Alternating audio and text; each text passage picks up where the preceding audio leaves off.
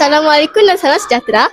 Saya Najana daripada kru TVPSS melaporkan diri sebagai wartawan.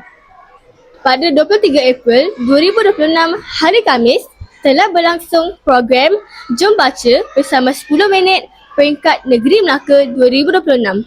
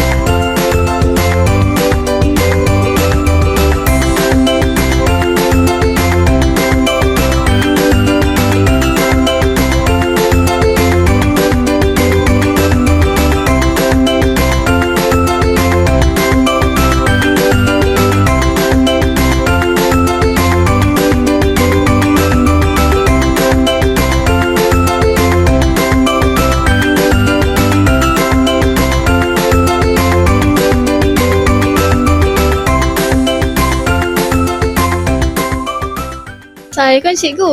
Pada pandangan Cikgu, apakah program 10 minit membaca ini dapat memberi impak yang besar kepada minat membaca terhadap murid? Okey, terima kasih adik Jana. Bagi saya itu satu soalan yang bagus. Okey, saya jawab untuk soalan pertama dahulu. Ia memang bagus untuk mencetus minat murid. Tetapi pihak yang bertanggungjawab perlu memperbanyakkan program 10 minit ini untuk lebih menjana minat murid untuk lebih banyak membaca. Kerana kalau 1 tahun 10 minit saja, murid akan lupa dan mungkin akan memberhentikan minat murid itu.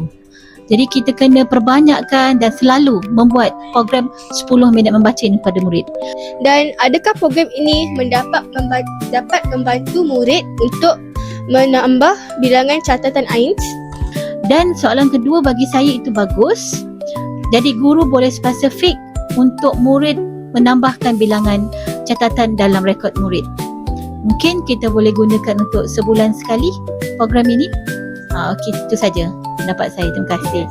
Apakah kaedah yang digunakan untuk menarik murid untuk membaca?